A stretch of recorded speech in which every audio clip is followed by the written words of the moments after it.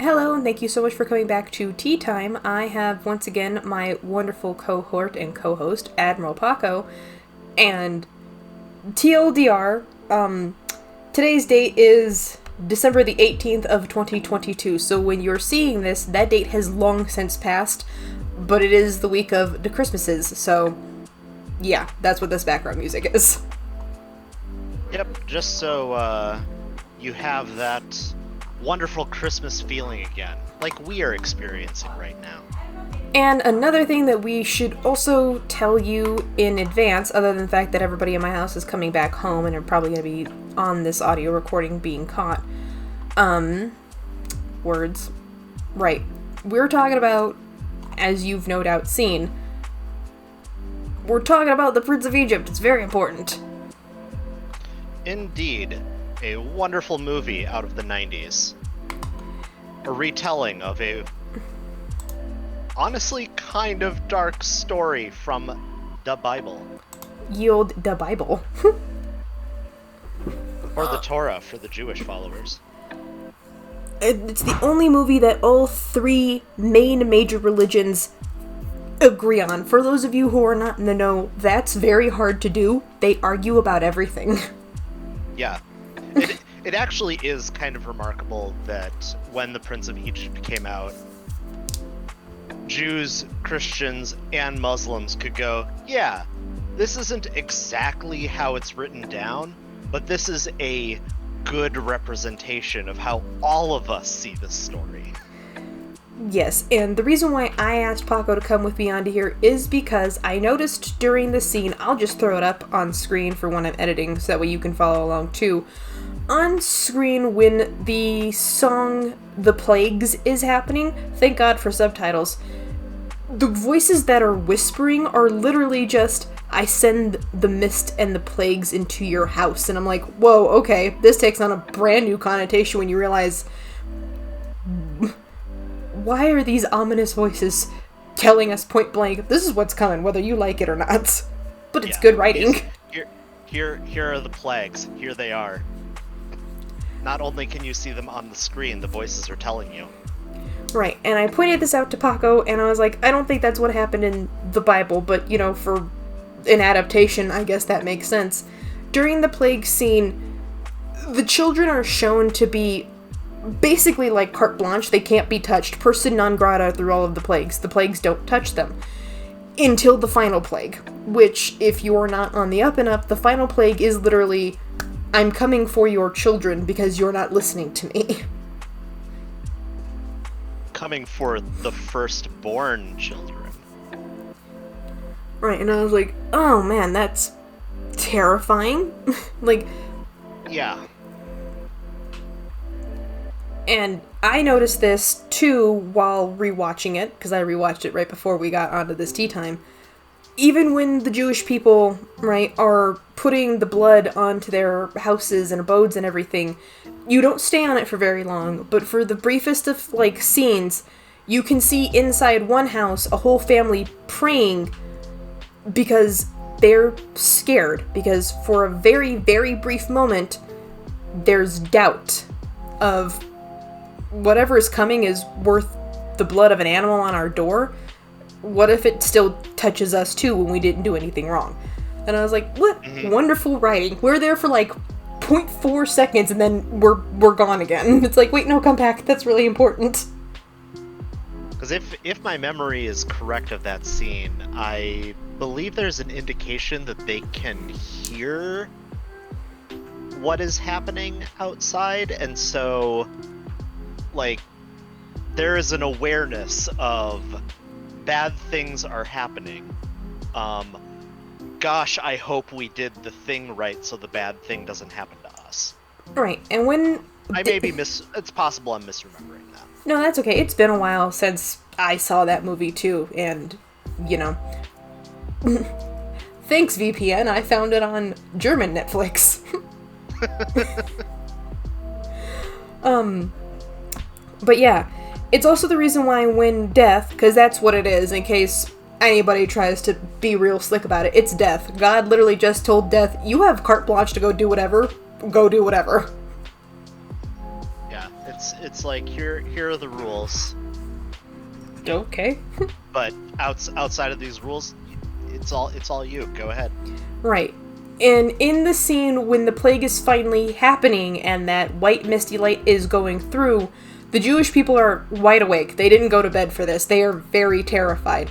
When the mist stops in front of one person's door, they grab their children and each other and are waiting, and then the fact that the mist just keeps going makes them sigh in relief because, yeah, okay, we did exactly as we were told, and whatever came saw the door and was like, well, you're not on my to-do list, so bye.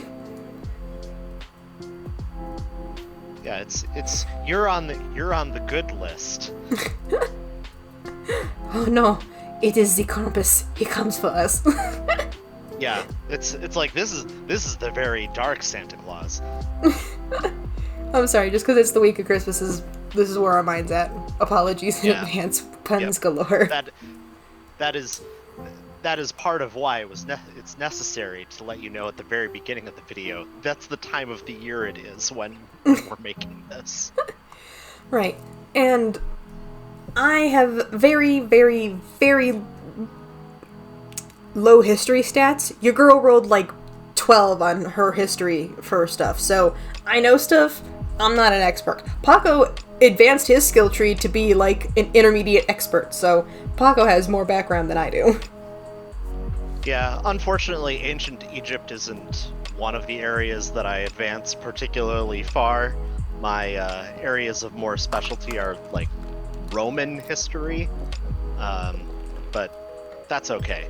I know some things. Right. So the reason why I bring this up is because I was talking with my editor last night about this, because we can still Discord.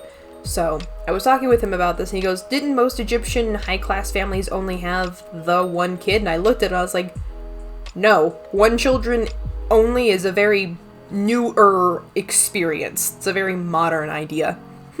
Yeah. And that's why we go to Paco for history. Paco, can you explain historically why more people had more kids way back in the old no-internet land days? Okay. So, speaking in a broad generalization of most places at most times, especially once agriculture hit, you tended to average a higher number of overall children for a couple of reasons. One is that more children in terms of agriculture means more hands to do said agriculture. Many hands make light work. There's also the interesting paradox that the concentration of populations following agriculture led to higher death rates of people. And so a smaller number of people survived when it came to diseases and things of that nature.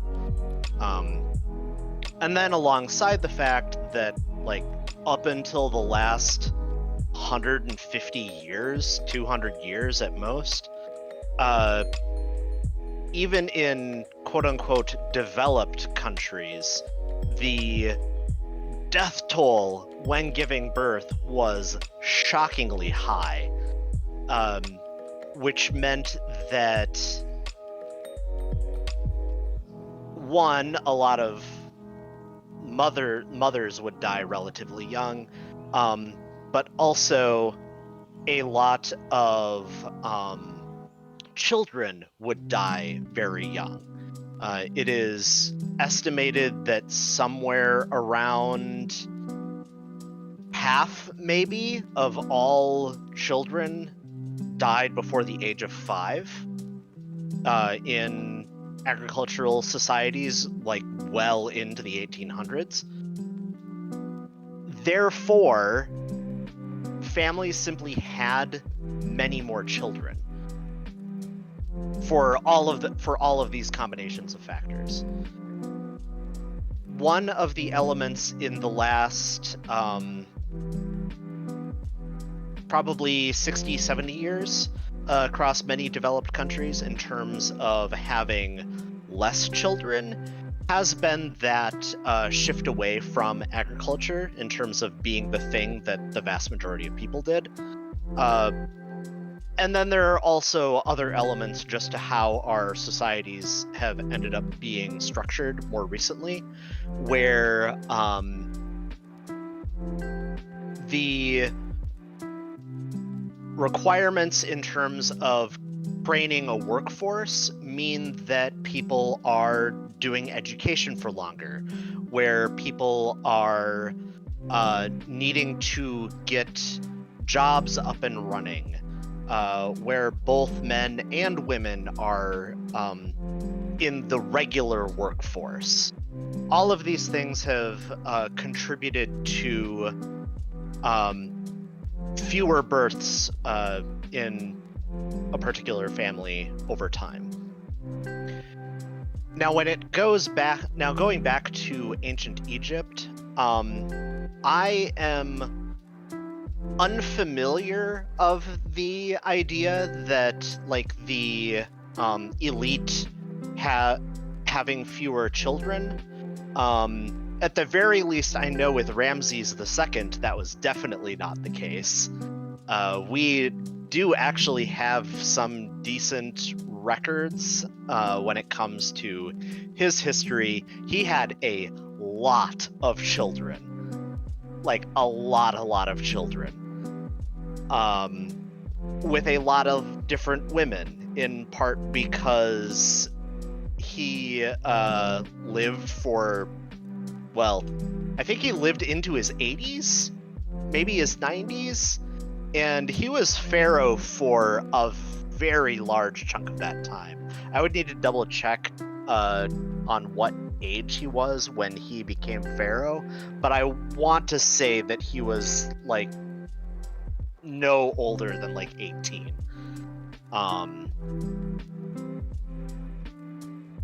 And so I can at least speak to him that that he had a lot of children. When it comes to broader Egyptian society, I am venturing a little outside of my area of expertise, and so I am not really positive on that one.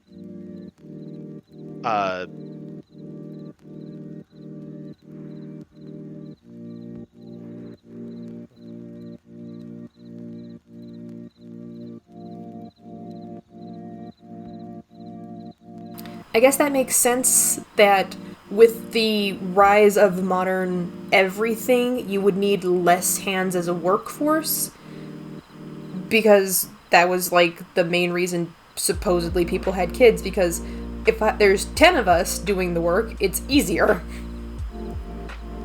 Well, and it coincides with a time in history where, with industrialization, like, machines are doing a lot of the work.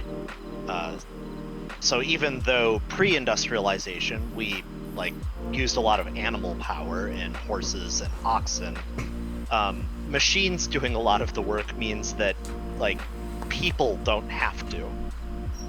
We have not yet gotten to a point where that means people don't need to do any work. As a broad generalization, as certain jobs that people used to do get done by machines, there are different kinds of jobs that people can do. Yeah. But that being said, it isn't like, okay, we need 8 people in order to farm X amount of land. Now X amount of land can be farmed by like 1 person because machines help significantly. Right.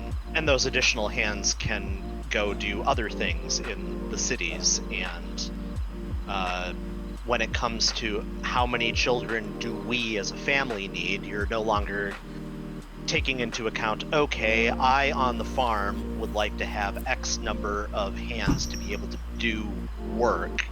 It instead becomes, I in the city, because of the costs of society, I can afford 2 children. Preferably one son and one daughter, because one needs to carry on the family name and the other one needs to expand the family assets. That can tie into different cultural things. Yeah. Yeah. Yep.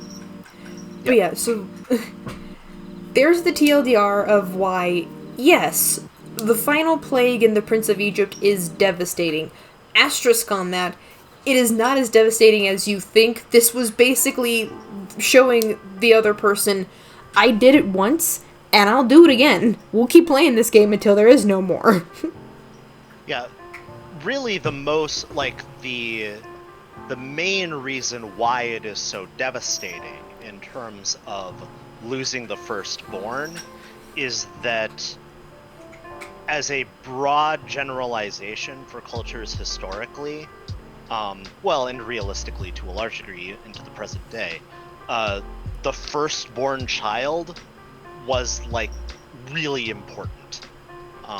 Like, the firstborn that survived past those first 5 years was really important at most levels of society, as, like, that was who was expected to carry on the family and, like, the name, the assets, etc. And so for a country like Egypt to lose all of the firstborn all at once, that was a legitimately, like, devastating thing to happen. But not in the sense of, like, okay, we don't have any additional children. It's devastating in the sense of, like, Egypt lost effectively the group of people that were being trained to take on the responsibilities for the next generation. Yeah. Yeah, and so from a writing perspective, this is actually really good, is because if you were to write this of a god, not God himself as according to the Bible, but if you were describing a god deciding to, I've had enough of your shit, this is how you do it.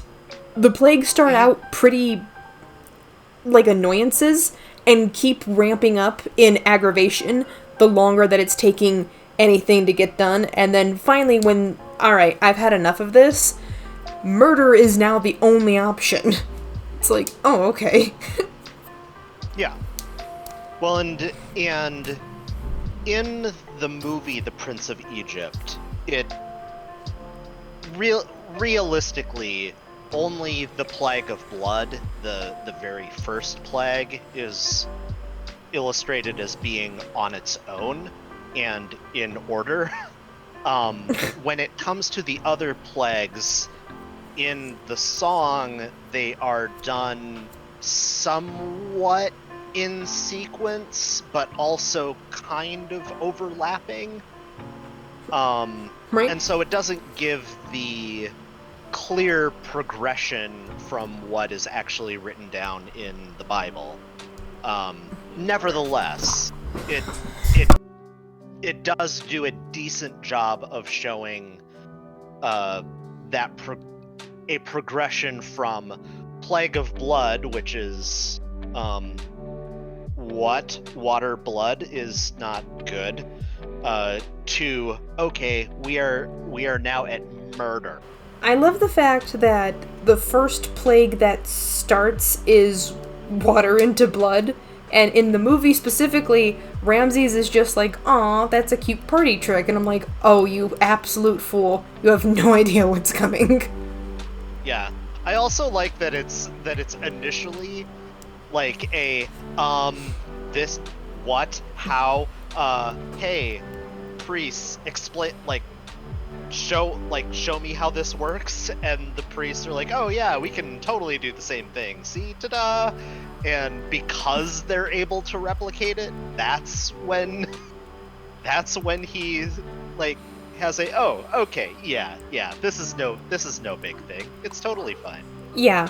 I think it is the reason why, because it's been quite a while since I watched that movie. It's been like 12 hours since I watched that movie, but that's okay. Since it's been 12 hours, I'm gonna pull from what little memory I have because I went to bed after I watched it, so... If my brain can shoo the cobwebs away enough that I can say this without stuttering, will be good. In the movie itself, it tries really hard to make Ramses sympathetic because he feels inadequate because of how his father treats him. And all I can think of when I remember this is, you are his only biological child that's gonna take over. He's not being mean, he's trying to drill it into your head of, you have to be an asshole to rule this kingdom. I don't know how else to explain this to you. Yeah. Well, and that is actually something that I really like about The Prince of Egypt as a movie, in that it actually gives a really good narrative reason for Ramses to behave the way that he does. Because in the Bible, we don't get much context for that, beyond like a God hardened Ramses' heart, to like explain. Well, God, now I don't know what the name of the Pharaoh is in the Bible. It might just be Pharaoh as I think of it. Anyhow, so God hardened Pharaoh's heart. That's generally the context that we have to explain the Pharaoh refusing to let the Israelites to leave. Whereas in the film, we have a better characterization of Ramses that we, the audience, can go, oh yeah, I can totally understand why Ramses is behaving the way he is. Right. And I love the fact that when Moses comes back, right, when he has his stick of power and everything, when he comes back, Ramses tries to be like, it doesn't matter that you killed somebody. I'm Pharaoh. There is nobody above me. I can literally make it so it doesn't even matter. He doesn't even exist. Just come home. And I'm like, sir, I understand where you're coming from because you want your family back, but you should not ever just tell your family member, it's okay, they weren't important even though you killed them. It's like, no, it's very important. Please don't downplay what he did. He very, very remorseful for it. Yeah, it actually does provide a good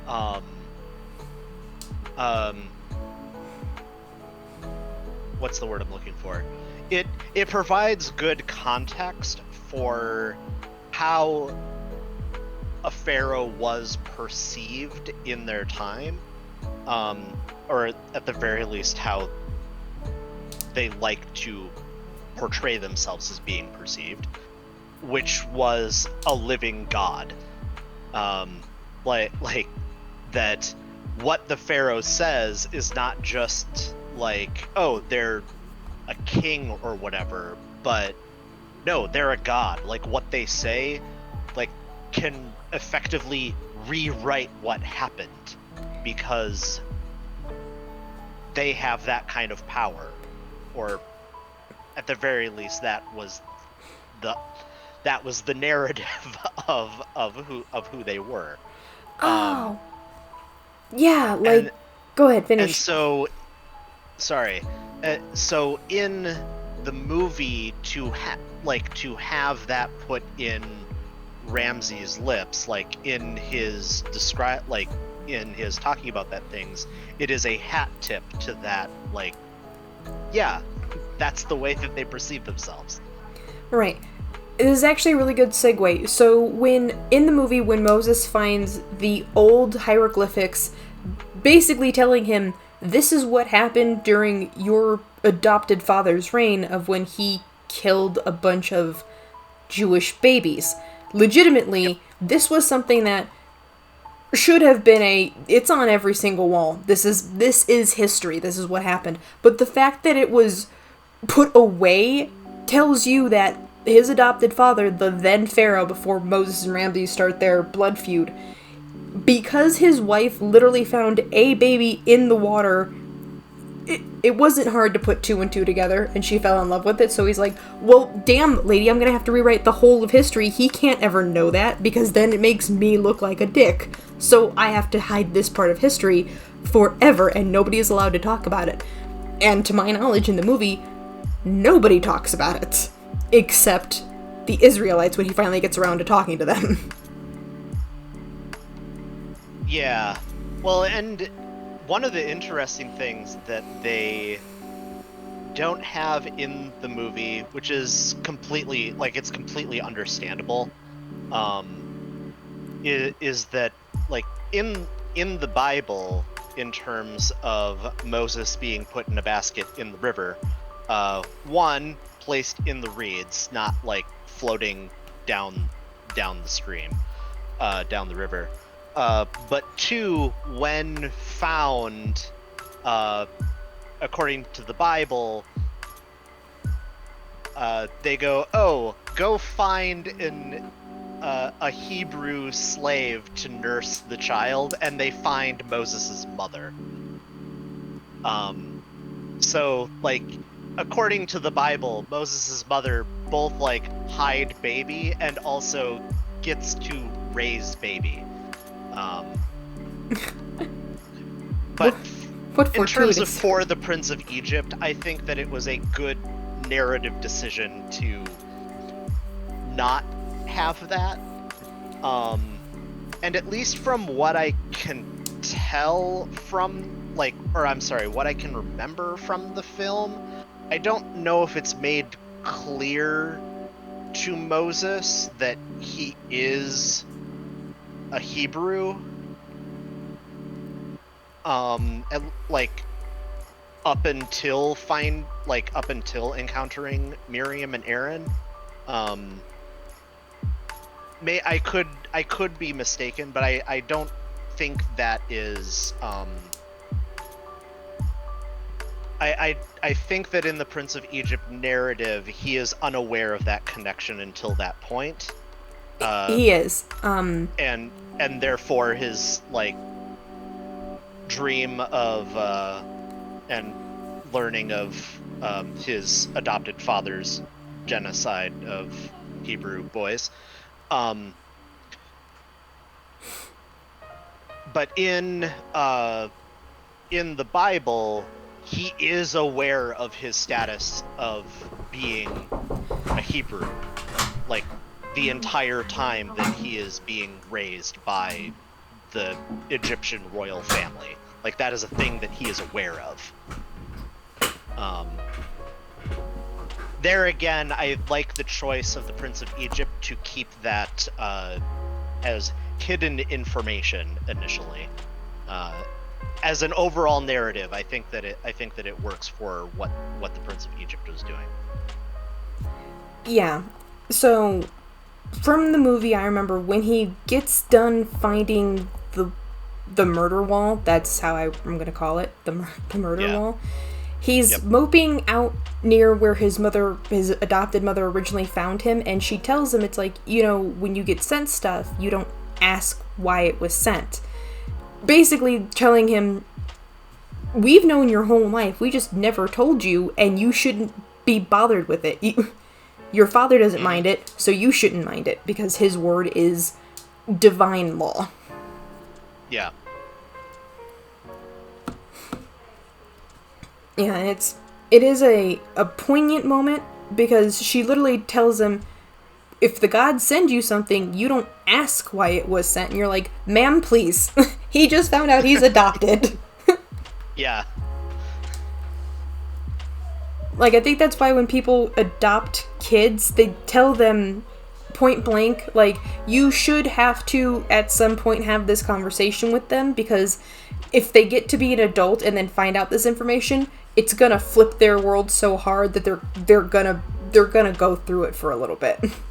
Oh yeah, for sure. That is the kind of information that you do not want to keep a secret.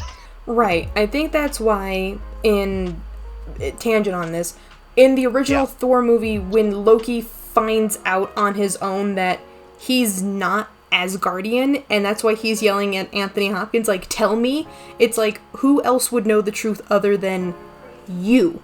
So you need to tell me. Like, I already kind of know the truth, but I need you here and now to either tell me I'm wrong and here's why, or you do need to admit you've been lying to me. Yeah. I mean, like at the very least in that scene, I get an impression of Loki just going, why am I here? What, like, because he knows Odin, certainly at this point. Odin has a plan. He always has a plan. What was your plan for me? Right, and then Anthony Hopkins, Odin, literally tells him those plans no longer matter, and it's like, true, but you do owe him an explanation, because according to everything he's grown up with, frost giants were killed pretty much on sight. So why was he the exception to the rule? Well, and beyond that, it's a frost giants are like, for what Loki has grown up with, frost giants were the enemy, like, exclusively. And here he is now learning, not only am I not Asgardian, but I am a frost giant.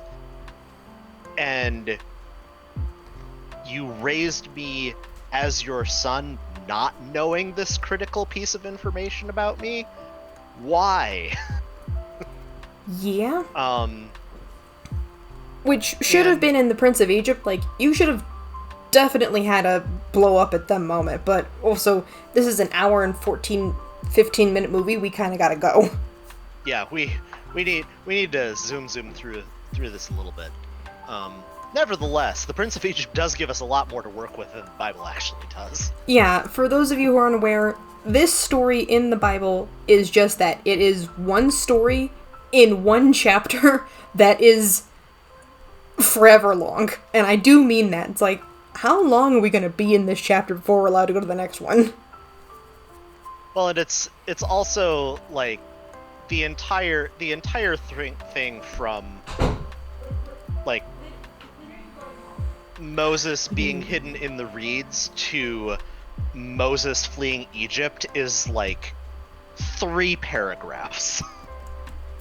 Or so, like, there is not actually much in the Bible about the early life of Moses. There's a lot more a lot more detail when it comes to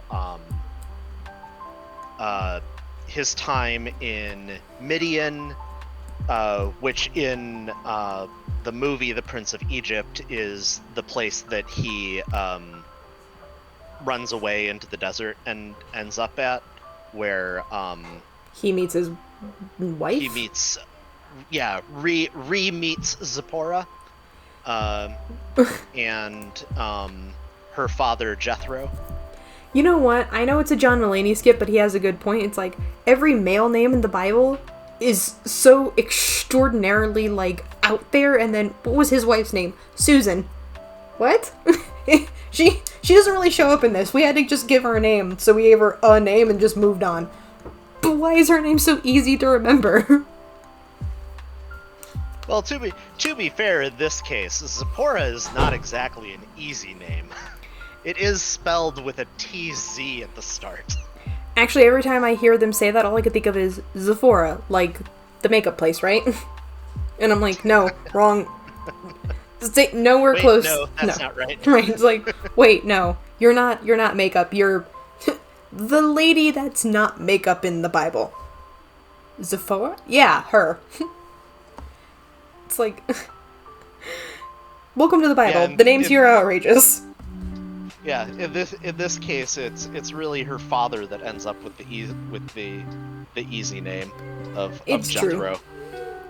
Jethro. Although that name now just makes me think of NCIS. I've never seen NCIS. Really? I really There's haven't. like 20 seasons. I just like those kinds of shows because, like, if I'm gonna watch something that's based on serial killers, I'd rather just watch a documentary so I can be like, boo, you messed up right here. They're gonna catch you. To be fair, it is a kind of show that you either are into that genre or you're not. Yeah, it's like, I don't like those shows. Why? If I want to watch a murder documentary, I'd rather watch a murder documentary. That's infinitely easier. Yeah, it is also like amusing in retrospect, like the concept of NCIS in that in real life they do not deal with this many murders. Right. I feel too like when also they don't actually kill that many people. Yeah, it's like I'm sorry. Like, if I'm gonna suspend my disbelief for something based like this, I'll watch something like ABC's Hannibal, where it's like, it's campy. Point blank, it's campy. I came here for that. Like, I showed up with popcorn for that. This, though, NCIS leans more into the realm of, like, historical fiction, where there's a lot more hard rules to follow, and then I'm like, I'm not a fan of historical fiction, and I'm not a fan of this, because I feel like what hand-waviness we're doing for the rules definitely would get you fired in this field. No, that is totally fair. Totally fair. But yeah, basically because of my years of watching that show, now like coming across Prince of Egypt, where Zipporah's father is named Jethro, I'm like, oh, like the NCIS detective. Wait, no, that's not right. Right. It is, though. It's one of those from a... I guess Prince of Egypt would technically be historical fiction, but I'm like, not really. It's just explaining to you the story and adding things in that would obviously make sense because it's not explained at all in the original book. Yep. So it's not even historical fiction. It's paint by numbers. And the things that are added don't really detract from what the story in the Bible is. If anything, it makes it easier to follow on the screen. Right, and so here's the thing, right? I feel like a lot of people miss this. There are a bunch of biblical story cartoons, other than the Prince of Egypt, and I don't know if people know this. There was Joseph and the Code of Dreams, which was also a Bible story. Also is a movie. Then there came the Prince of Egypt, then there came... I'm gonna blank on this name here. The one where it's the dark-haired girl in the desert trying to get them to go somewhere because something. You know what? I have forgotten the name of this, and I've actually forgotten the plot of it. Point is, there is another movie. There is another historical biblical movie that they did. I'll throw it up when I find it. I know Joseph, King of Dreams was the direct-to-video prequel and spin-off. Yeah.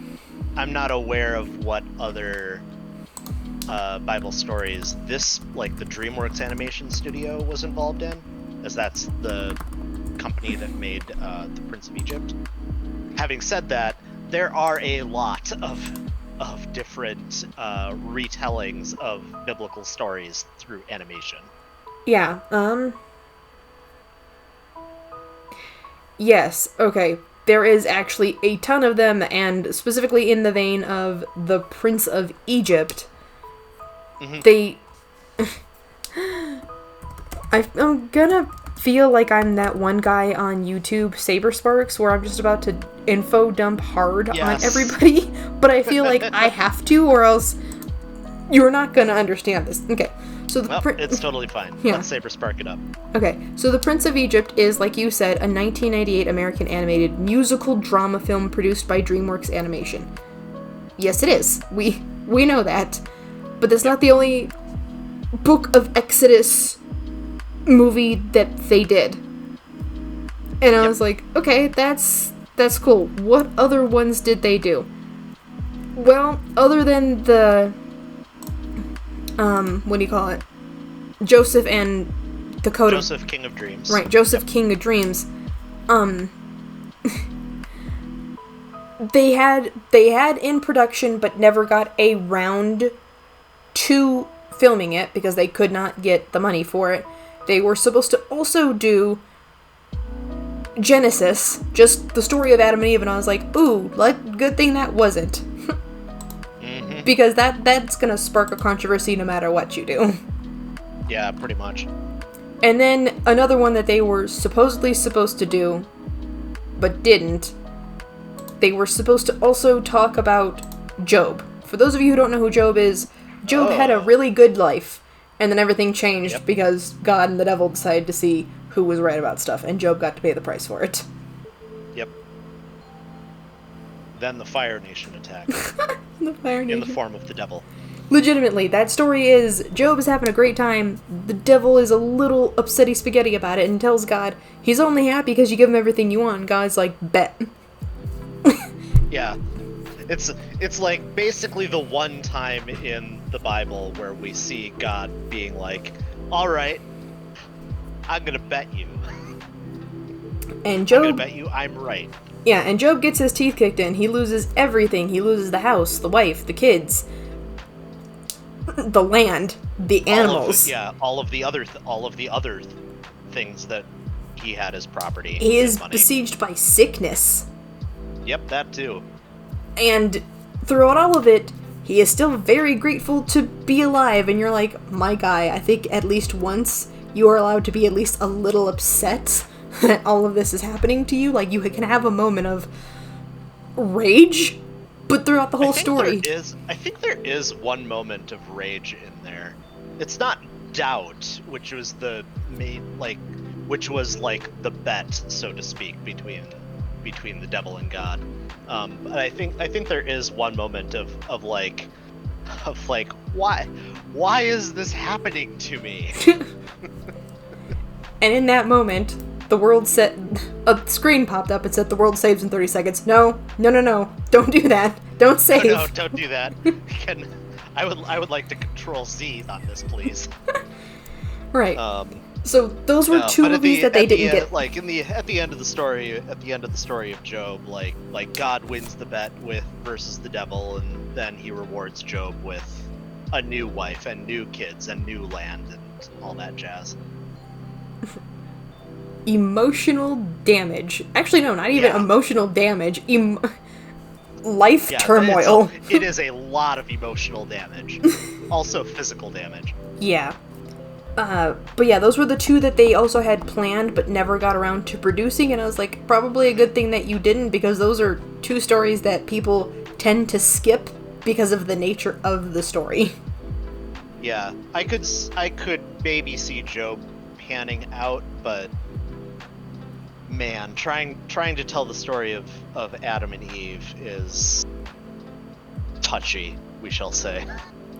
Well, yeah, because it's like, first of all, the Old Testament is basically Jewish Torah, right? That's the similarities, and then the first 5 books. Right, the first 5 books are basically copy-paste of Jewish religion. And then we got a new Bible that is completely divorced from the old. Like, hardcore divorced. Yeah, it's basically the first 5 books of the Bible are the Torah. Then the rest of the Old Testament is also used in Judaism, but they're called a different thing for the Torah. And then the New Testament are the books that the Jewish religion is like, no, we're not here with any of your new sequel-y garbage. Right. They are like, yeah, no, you guys went off in an entirely different direction in book 2, and we're good. Yeah, we're not rolling with this. Right, and then in conjunction with the Muslim faith, that is complete. This isn't even in the same family tree, kind of divorced. So it's like, you would make people mad. So we're not going to. Yeah. And then with Islam goes, here are more books that both Judaism and Christianity are like, no, we're not on board with this Quran business. Right. So it's one of those. The Prince of Egypt falls into like that weird middle ground gray space of all three religions talk about this specific story, and all three of them have their 2 cents on it, but the main core story can't really be bitched about too much, so they don't. Yeah. There's some pretty solid consensus between all three religions on what's going on. Right. And the same thing can be said with the story of Joseph. Right. Which is hence why those 2 stories tend to get retold in so many different forms, like musicals. Right. We don't talk about musicals in this house. Yes, we do. We do, in fact, talk about musicals in this house. It's like we do now. I did actually recently learn that The Prince of Egypt got turned into a musical adaptation a couple of years ago. Oh, no. Oh, no. Okay, the reason I say oh no is because The Prince of Egypt had songs in it that explained why certain things were happening, but it actually wasn't a musical. But musicals aren't, do you know what I mean? They don't operate like that. Musicals will sometimes have part 1s and 2s to songs. They don't need part 1s or 2s to it. And then sometimes they're just like, we have to throw in love songs in here because... But why? It has nothing to do with this. Yeah.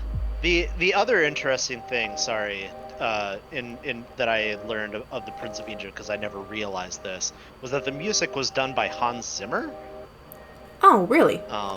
Like, the score for The Prince of Egypt is Hans Zimmer.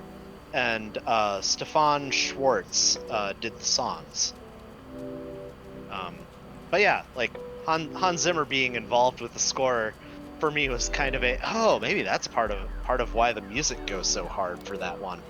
Yeah, because like even in the opening of it, you're just like, okay, cool, Egypt music, and then cracking whip, man going ugh, and then Jewish people praying while in complete sync, hoping not to get hit again. And I'm like, okay, yeah, that is definitely in opening. Yeah, it is such a powerful opening to that movie. Like, wow, is that a powerful opening to that movie. Yeah, and also the burning bush scene, like when he's talking to God, it's like, that is also a very powerful scene because the music looks you dead in the face and goes, buckle up, buddy, we're gonna be here a minute. Yeah, the music for that scene is kind of we are reinforcing what is going on the screen right now. Oh, actually, I'm gonna throw up like 15 seconds of that clip. Dear YouTube, you can't copyright me because it's only 15 seconds just to show people what I'm talking about. Yep, here it is. No copyrighterinos. Yeah. But yeah, I think it's the reason why when people sit there and tell me it's like, oh, but the music doesn't do anything, I was like, I'm gonna let you in on a little secret. You are Pavlov trained from the word go in the Jaw movie to associate dun, dun, with the shark. And they'll fuck with you with it on purpose. They will put that in at random points where nothing is happening, but it makes your brain go, wait, that is an audio cue of, that's dangerous. What are we looking for? Yeah. And, like, it's music totally does, like, music totally does things. And there's a reason that certain people keep getting hired to do the music for movies over and over again, because they are so good at using music to make you feel things in the film. That is how you know that it's been done well. Right. Especially when you don't notice. Oh yeah, I've had to explain that to people. It's like, hey guys, In 99% of any horror video game or any horror movie you watch, from the opening, let's say 10 seconds, right? Because you gotta get through the 30 seconds of opening and everything. From the first 10 seconds of actual movie, it's already got you you're already on the edge of your seat because it is horror based. So you're assuming the worst as you go in. The music knows this, and the music purposely starts to play notes in certain sequences and orders and in certain sections of the musical instruments, like really low bass, really tense, like strings. It needs you to be just as scared as the music is telling you to be scared. So from the word go, you are being conditioned and trained to be afraid of the movie. You're being audio cued to be terrified. Which is why when the jump scares happen, they're scary. Jump scares happen all the time in real life, but you're never that scared. You're briefly shocked and then annoyed because you didn't see it coming. Jump scares don't work like that. Jump scares make you go, oh no, what else is coming for me? Mm-hmm. And because I found this out from the people that apparently are on my channel now, thanks YouTube Analytics, I now have young-ish teenagers on here. I don't know how you guys found my channel, since I am definitely labeled myself as you gotta be 18 or older to be here, but since you are here and I can't get rid of you... It's okay. Yeah. There is actually a reason why I personally don't play horror video games with the music on. Number one, I want to see what your story is. I don't need your music to condition me to be more terrified than I am. I want your story to be scary. So I play these on mute on purpose, because I want to see what was written. And it's the reason why when people sit there and try and tell me, it's like, no, Five Nights at Freddy's was not really scary. Five Nights at Freddy's was a weird internet trend that everybody and their mother got really hung up on, but the actual story, before everybody and their mother started adding to it, isn't terrifying. It's not scary. It's freshman college level, like, scary camp story, if I'm being 1000% honest. It's an introduction to horror. Well, and I just avoid horror altogether, so yeah, that trend passed me by completely. Yeah, beyond my, like, acknowledgement of, oh yes, this is a thing that currently exists. Yeah, because everyone is talking about it. Yeah, it's also the reason why, because by the time this video comes out, that other video will have been out. In my video explaining why I dislike the back rooms, I explained this as well. Horror is done well when there is human error that goes with it. Because people, when they're scared, mess up really badly. On very simple tasks, they're scared enough that they're messing up on it. The error is their fault. When you suddenly put it into it of, like, some cosmic, all-knowing deity is the reason why this is all happening for shits and giggles on their part, okay, it's not making me scared, it's making me question how bored is it that it's decided, yeah, messing with human beings for the next hour and 45 minutes sounds good. It's the reason why it aggravates me. The backrooms is a concept of you on your own glitched into a section of the world you shouldn't have, and now you're stuck in a section of the world that has nothing in it. It's just you all by yourself. Sounds really cool. Like, that sounds terrifying. People aren't designed to be alone, especially in empty subliminal space. And what I mean by that is, if you put a person alone in, like, say, an abandoned warehouse, your mind doesn't like being alone. It's going to start inventing voices, images, and everything else to fill the space, because empty space scares people. There's nothing terrifying about the empty warehouse you found, John. It's just an empty warehouse. But the Prince of Egypt decides, no, we're gonna crank this up. It is, in fact, an angry god that is just getting progressively more annoyed with your stubborn no. Yeah. I am that I am. Right. Now go do the thing, please. I always giggle in Bible stories when God has just decided to, I'm gonna talk to you specifically right here, right now. Okay. I would have a follow-up question, like, why me specifically? Like, between Moses, Job, what was it? The guy that took his kid to the mountain to kill him because God said so. It's like Abraham. I'm like, yeah. Maybe it's just me. If I got told God's talking to me, I'd be like, but how do I know you're God, not just some weird, like, thing that I'm imagining? A voice in my head. Voice in my head. Yeah. Again, right? For really staunch, true believers, and I believe in God. I know that sounds weird coming out of me, but I believe in God, but at the same time, if God suddenly started talking to me, I would, for at least the first couple days, assume, did it happen? Did I finally crack? Was this it? Did I finally go crazy? Right. But do you see what I mean? It's like, even true believers would have that very brief moment of, what happened? Oh yeah. What could have possibly happened? Like, and we do see that a lot, like when looking at stories where God actually directly talks to a person in the Bible, that there are plenty of those times where the person's like, really? What?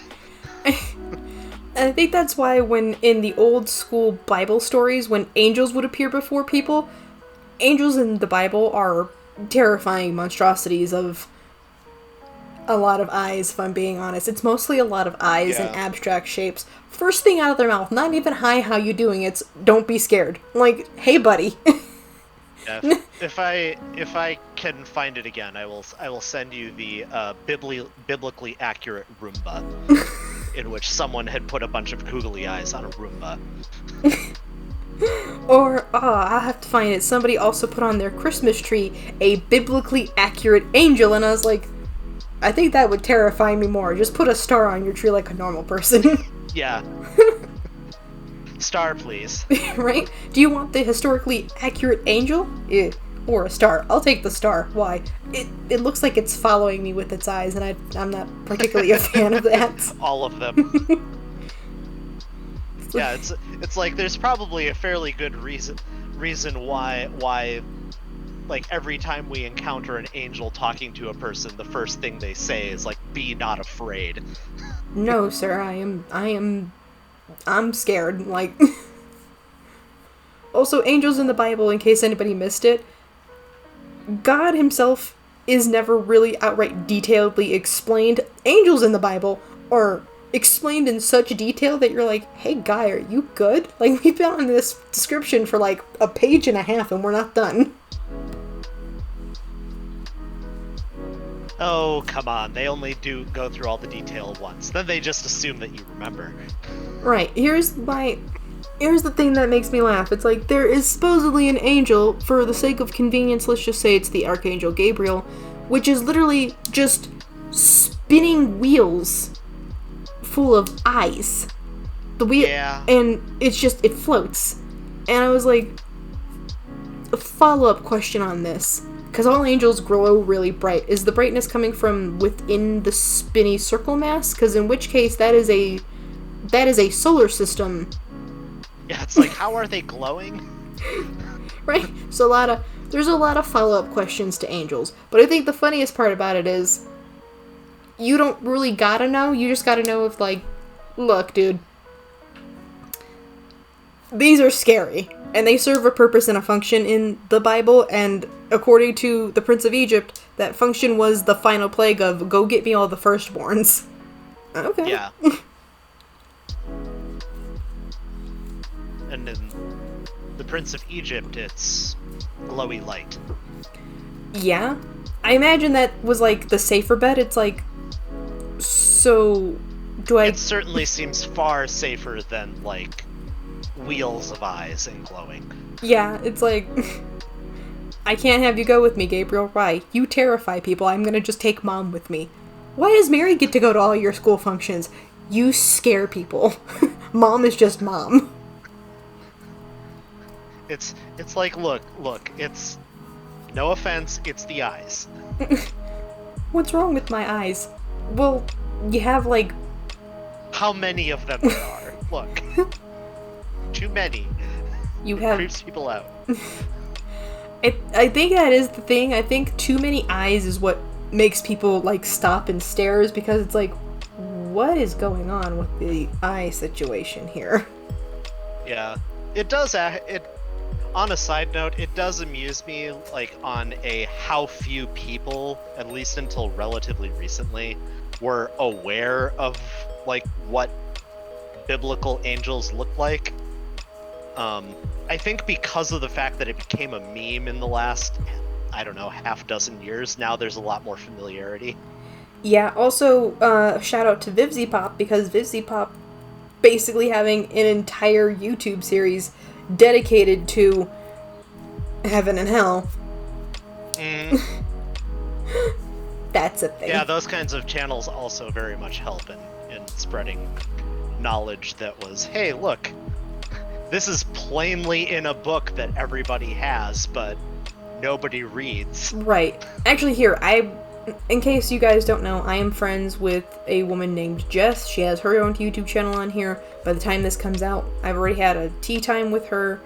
Go check her out. Anyway, I remember me and Jess, I told Jess that I finally got around to doing a Has Been Hotel video, and I was like, Charlie's idea is good until you get to the actual demons themselves in hell. Because this is where the linchpin comes in. The sinners in hell, the humans in hell, may be able to get this redemption story done and get into heaven. I'll give you that. The demons will not be able to for two reasons. One, angels and demons are the exact same thing, just one is aloha mode, the other one isn't. That's the nice way of saying it.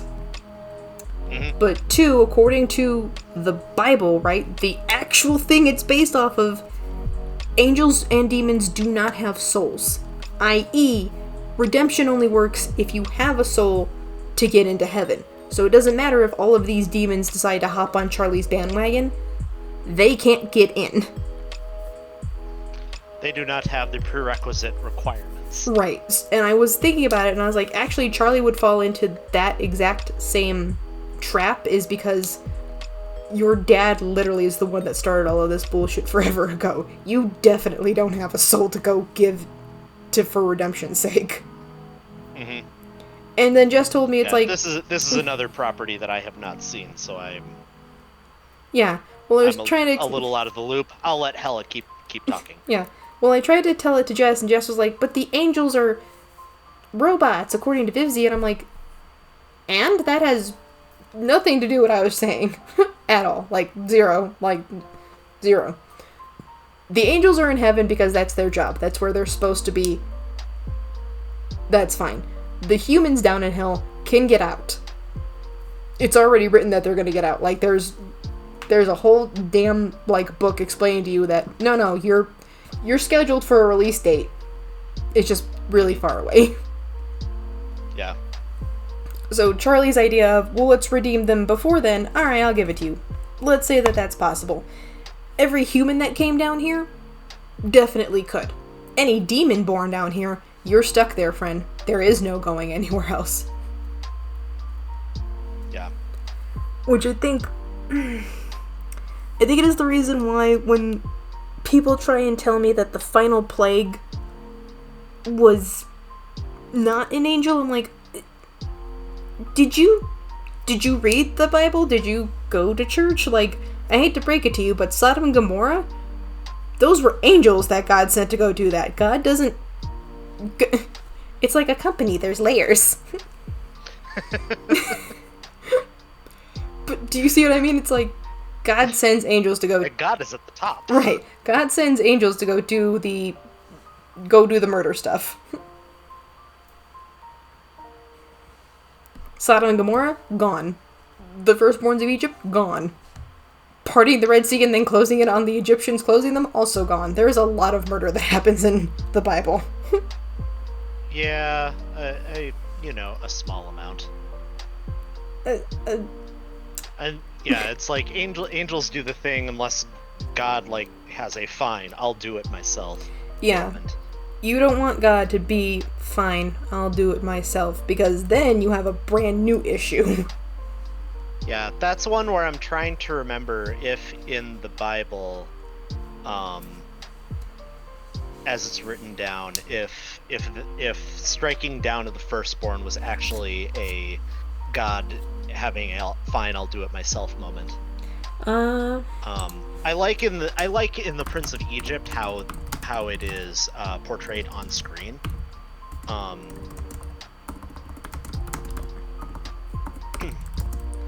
Because that visually does really tells the audience what is going on. Yes, actually, thank you, Google. Literally, I just typed in, did God send down an angel for the final plague? And it was like, oh man, yes. The heartless Pharaoh still refused to free the Israelite slaves, so God brought about one last plague, which was so terrible that it was certain to persuade Pharaoh to let his slaves go. That night, God sent the angel of death to kill the firstborn sons of Egypt. I don't know how much more you want on the nose, because it's right there. Is that a description from what the Bible says itself? Yeah. Okay. Well, that makes sense, right? It's fine.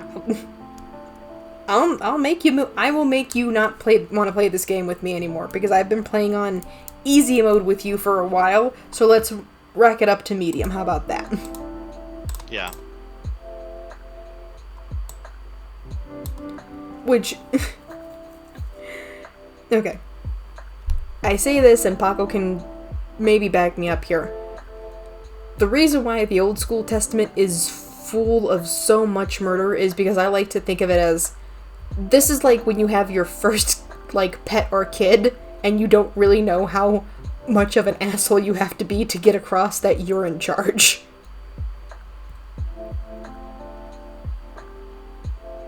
Can you run that by me again? When you have, your first pet, I mean, your first pet, right? When you're a kid, you're not entirely too sure how much of a friend can I be and how much do I actually have to be really mean to get through to it that I rank above you. You don't rank above me. Mm-hmm. That's the Old School Testament. Those people were basically God's firstborns of how much of an asshole do I have to be to get you to listen to me? Everything that proceeded after that was, kid 3 or 4. You kind of got over it. Let them do whatever they're going to do. It is very fascinating to see the differences in description of God, in the Old Testament versus in the New Testament. Or even more particularly in, the fandom after the Bible is written down.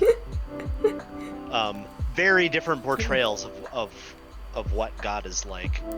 Yeah. The fandom. No, that's true. When people are like, this is not written in the Bible, I always pipe up, it's like, do you mean the original Bible or the Bible after they decided to mess with it? Yeah, and when I say the fandom, I mean things like, yes, we'll just take Dante's Inferno and use that as the Cliff Notes version of what heaven and hell and purgatory are like. That's dumb. When Dante's Inferno was not intended to be a accurate descriptor of any of those places. He was just mad at a bunch of people in real life. A lot of repeat that, Hella? He was just mad at a bunch of people in real life, so he literally wrote fan fiction about what he wanted to do to them. That's all it was. Yeah. Well, and the interesting thing is that Catholicism eventually adopted some of those things as being this is actually what some of these things are actually what heaven and hell are like. We have decided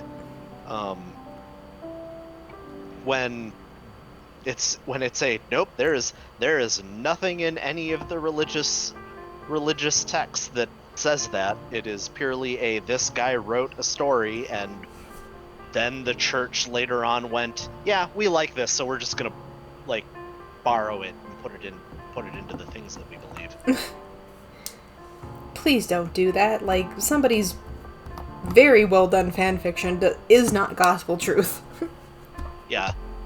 But that, having said that, that is often a thing that happens with religious conceptions, is the fan fiction elements end up as part of for lack of a better word, doctrine.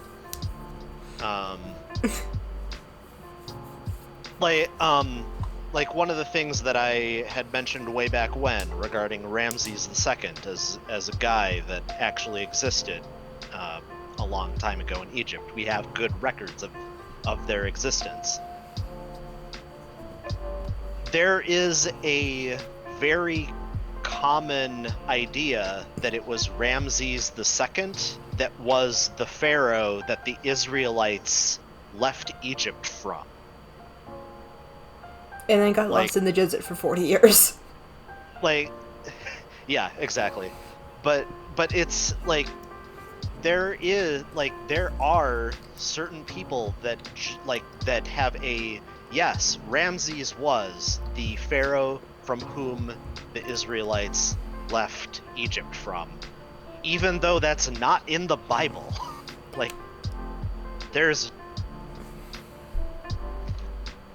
that is a thing that we that later generations kind of pasted over that on a yes, this is the we have decided that this was this guy. Yeah. It's also a thing that the Prince of Egypt actually does as like a hat tip. That's why Moses' brother is Ramses. It is an acknowledgement of that concept. Yeah, well, I think it's because in the Bible itself, since very few antagonists are named, it's one of those, they don't have a name. You kind of don't really need to know the name of the guy that's the asshole in this story. We kind of need you to learn the lesson that this story is trying to tell you. But what was the villain's name? You are focusing on the wrong thing. Mm-hmm. Yeah, and often it's a look, you don't really need to know. Right. But also because people find it hard to assign like nebulous concepts like the big bad wolf, right? For like the Three Little Pigs and everything. The big bad wolf is the bad guy. It is also based on an animal, as are the three pigs in the story, i.e. because it is a children's story using animal figures, your brain associates animals as not needing names because whatever animal it is replacing the name. Unless you're talking about somebody's pet, in which case the animal, whatever it is, no longer matters. The animal's name matters because the person has named it. Therefore, it is important that animal has moved from being an object to being a person in your brain. That's weird to say, but also really true. Mm-hmm. It's why pets like exist on a different level than like wild animals. Like, oh no, oh no, that lion's caught in a cage. I hope it's doing okay. Versus, oh no, my cat's caught in a cage. Don't worry, Mittens, I'm coming. Yeah, I will save you. Right, your brain associates. If that's why they tell you don't name it, you'll get attached to it. You're going to get attached to it anyway, because your brain is going to start to, like, but this is mine, and it needs a name, so it must be named. Yeah, it is a fascinating element of we as humans to be able to, like, pack bond with anything. Yeah, you even start to assign names to stuff. My Roomba's name is Bob. Oh, hi, Bob. Yep. Don't worry, I know it's weird, but I have a water bottle, right? It's an anime-esque water bottle. And every time I see it, because one of the main characters is on there, like it's a prominent figure from there, I named my water bottle after that character, and now my water bottle's name is Deku, which means useless. But it is. It's like, welcome to being human. We would ignore anything that came from outer space because I feel like our weird idiosyncrasies wouldn't translate well.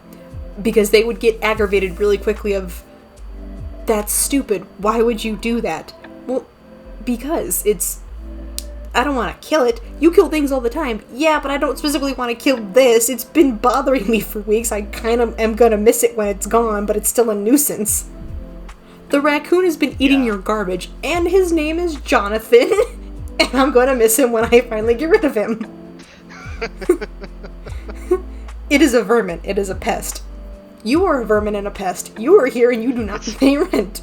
Yes, I do. It's That's like, true. it may be, but I've given it a name. So when Jonathan is relocated, I hope Jonathan is gonna be okay and the other raccoons are nice to him. Gosh, we as people are weird sometimes. Yeah, I didn't realize this until earlier today. Apparently there is a hawk that circles my neighborhood. And I see it so much that I've just named it Bluey because the shadow is so blue and it's so far away, so I'm like, that's also the name of that stupid cartoon for kids. I was like, his name is Bluey. Anyway. There we go. It's like, human beings will name anything. It is the reason why, in stories, your villains have to have names.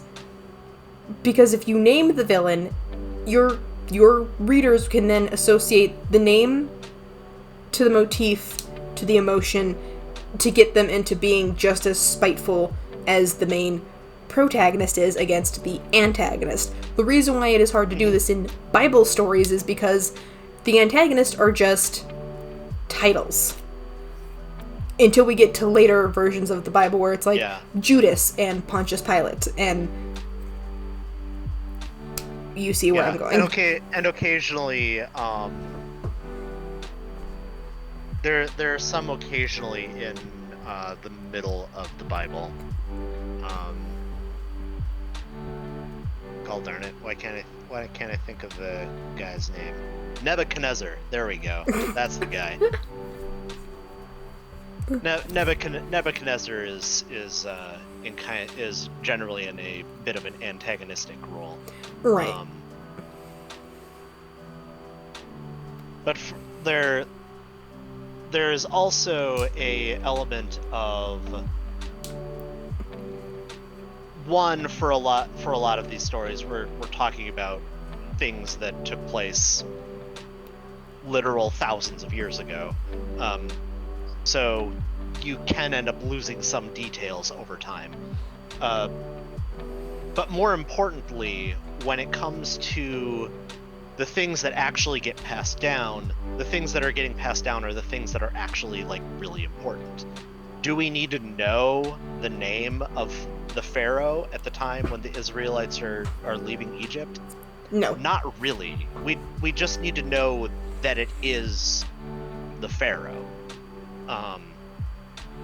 When it comes to, hey, what should we tell our children and grandchildren and great-grandchildren about this story? Hey, do we need to know Pharaoh's name? No, that isn't important. Right. And it's gonna sound weird, but it is something that I've noticed.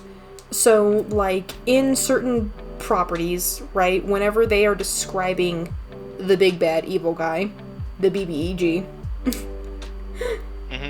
they usually give them a title that everybody calls them by, because to speak the name out loud is to, like, basically come hither, right? That's the association. We don't say the name out loud because then you might attract the attention of the big bad evil guy. Which is why when people say the name out loud, it's like, shh, don't say that. Guys, it's not like it's a dog. It hears its name, is going to come running over. It's not like that. Yeah. But it is the fear associated with the name. That's what it is. So when... It's also not like Beetlejuice, where if you say the name 3 times. Oh, can you imagine? It's like, don't say the bad guy's name out loud. Why? Because then you'll summon him, and then we have a brand new problem. And then we'll have a random villain here we have to deal with. I have a great idea. What if we both say 2 different villain names and just let them duke it out, because who's going to be the bigger, badder villain? You're an idiot, and I love this idea. Let's do it. We will still have the problem of one of the villains at the end of this. Well, we'll be gone. Oh, it's fine. He'll be weak. He'll be weaker at the end. And then the power of friendship can beat him. What? No, I think it is the reason why in the Bible story itself, it is just the Pharaoh, because the Pharaoh is usually how most people addressed this man in real life, is because If you knew his real name, you must have been somebody really, really important. And if you weren't somebody really important, you don't need to know my name. You need to know my title. Mm-hmm. But then in The Prince of Egypt, assigning him a name... oh, go ahead. I was going to say, there definitely have been cultures, although I offhand don't know about ancient Egypt specifically, where, the title ends up being the important thing, not the name. And so it's the title that when it comes to the general commoner folk, that they use instead of a person's name. Right. Carry on. But it's the reason why in The Prince of Egypt, when it's like the pharaoh now has a name, his name is Ramses. Ramses is the brother to Moses.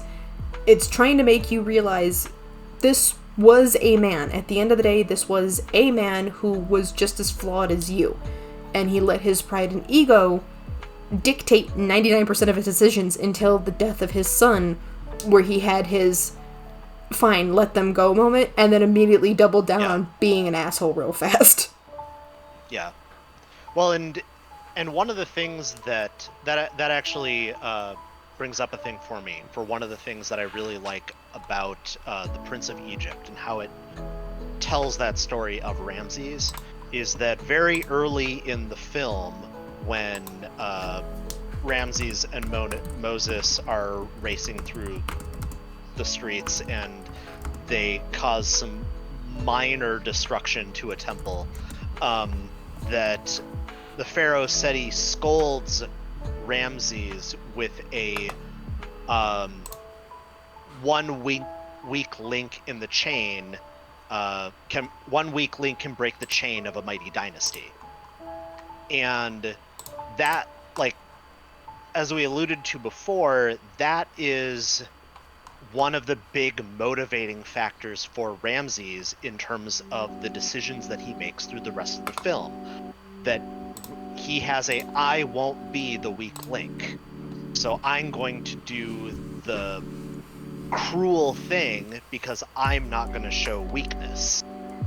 And ironically, in doing so, he proved to be the weak link in the chain, because his actions are what lead to the death of the firstborn, including his son, thereby breaking the chain.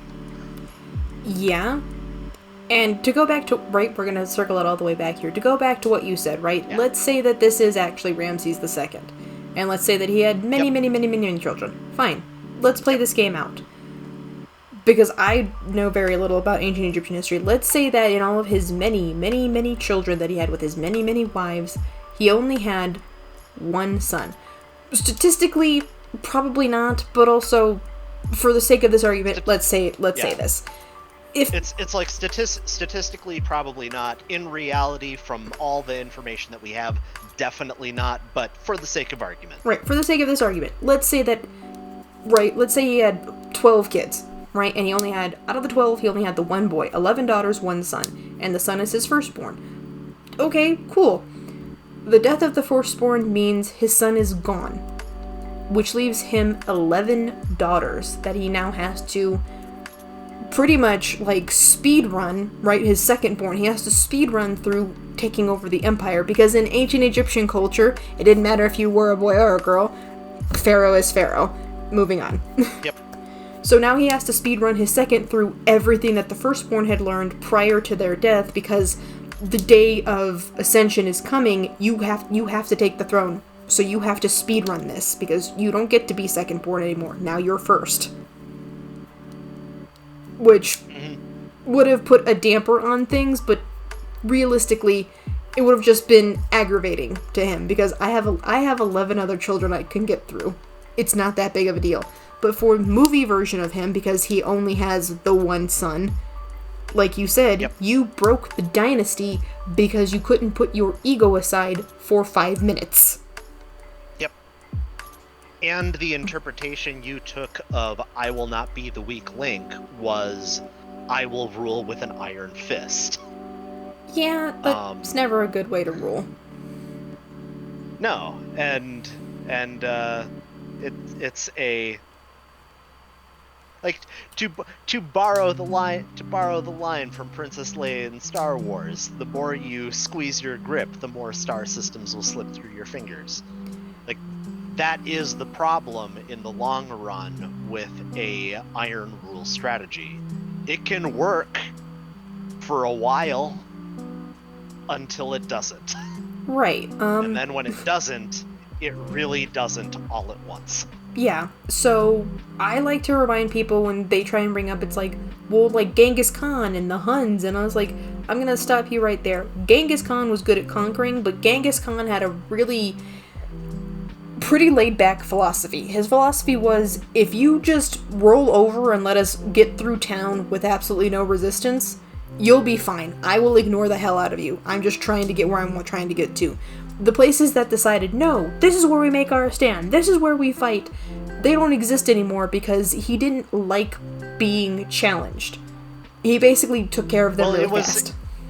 Yeah, with Genghis Khan, it was a particularly brutal, but like tactically sound strategy of, well, there are a limited number of Mongols relative to the places that we are conquering.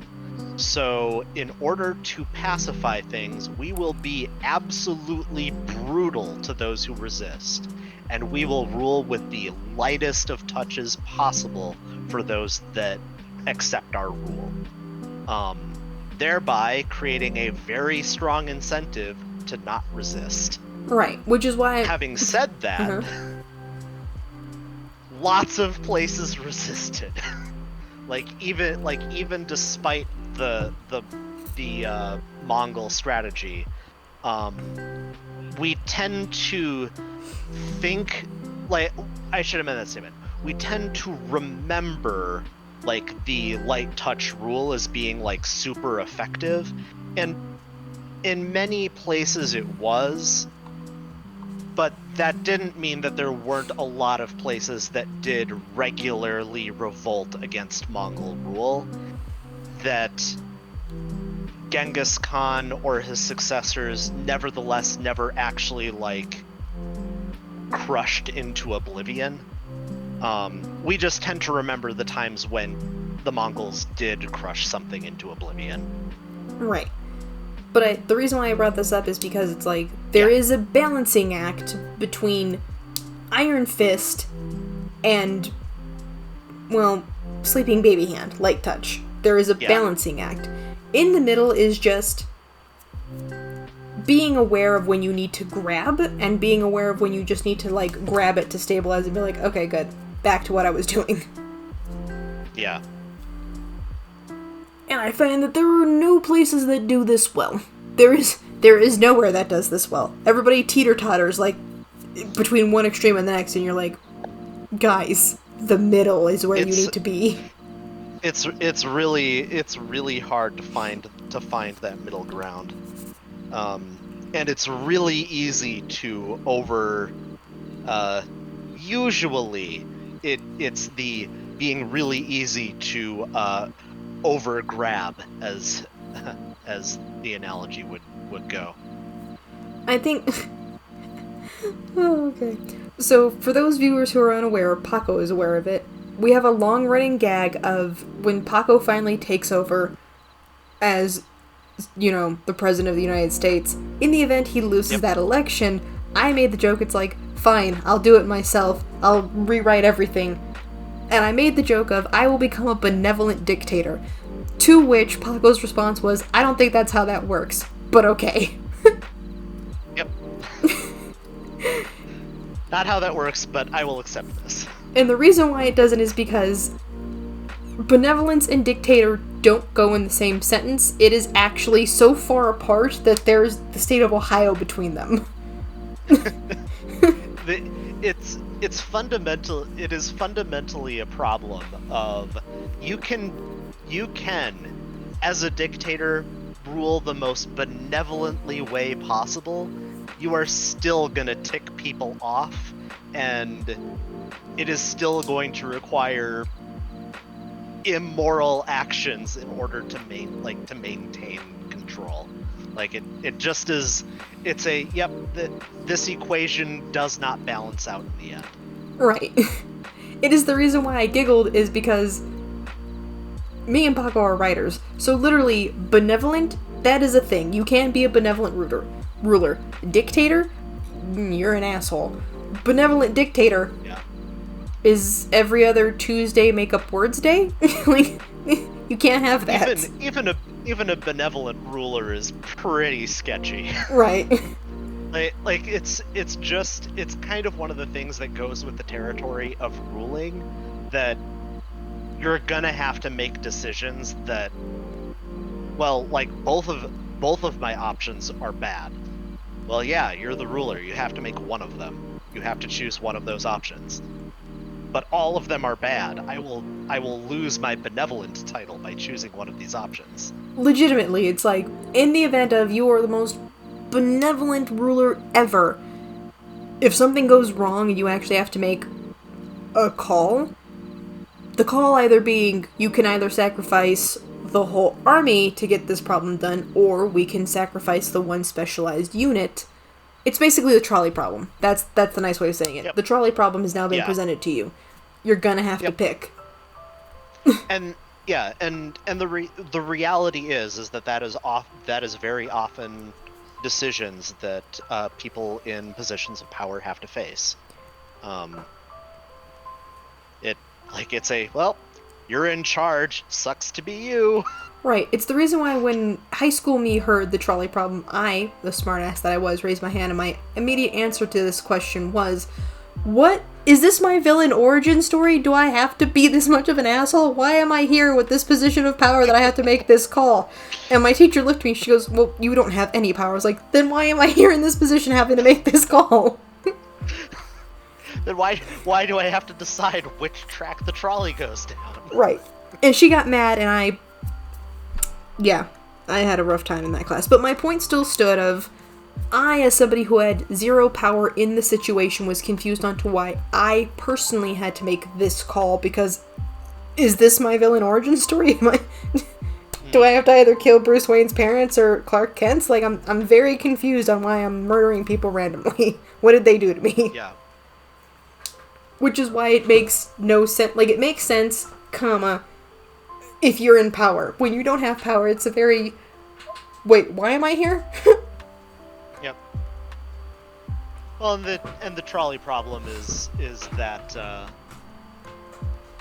it's like the intent of it is to show that, like, your decision or indecision can still lead to a negative outcome. And that's just a good thing for us to remember. But I feel like we have diverted a significant track away from the Prince of Egypt. Oh no, I'm about to circle back right here. Okay. So, yeah, last thoughts that you had on that. It's the reason why in The Prince of Egypt, the movie, Ramses, for all of his sympathy points that they're trying to garner for you to, like, feel for him, it falls flat is because you're shown pretty quickly throughout the rest of the movie as well of he's not gonna be a good king even when he finally gets to be a king. He's gonna be just as horrible, if not worse, than his father. Yeah. Yep. But and we can, and as I had mentioned before, we can kind of see that somewhat in the way that his father disciplines him. In some sense, his father set him up to fail. he needed an Uncle Iroh in his life, and he just never got one. Yeah, no kidding. True. Uh, Callback to another tea time. Yeah. If you've been on this channel long enough, Paco has now just become a co-host at this point. I'm half tempted to just be like, do you want to put your videos on my channel? Well, we'll see when I actually have them out. Yeah, considering by the time this tea time comes out, you're going to be like, you have a video every day of the week. Where would I put one in? I'll tell you what. If I decide to make videos on like different media content rather than history and politics, I'll let you know. Yeah, because that is pretty much my channel, isn't it? It's like, welcome to ADHD, the channel. We don't stay too long on one topic, except video games, but we have to finish it. Well, then those kinds of videos can just be the, hell, I didn't manage to get a video in on this one. Here, Paco shows up. Paco, since Hella hasn't put a video on it yet, I was here first. I'm gonna do it. Several weeks later, Fine, I'll do it myself. Right, and then me. So Paco did a video on this before I did. So I'm just gonna gush about all the stuff I liked about it. So now I'm gonna say words. Yeah. But yeah, that's all I've got for Prince of Egypt, other than the fact that it was a incredibly well done movie. I can't really think of anything else. Yeah, it's a very good movie. If you haven't seen it, find it, watch it. Like, it is a very good film. It does not matter if you are religious or not. It is just overall a very good story. And the music is awesome. Yeah. Well, thank you guys so much for showing up. I hope you have an amazing rest of your day. Bye! Bye-bye!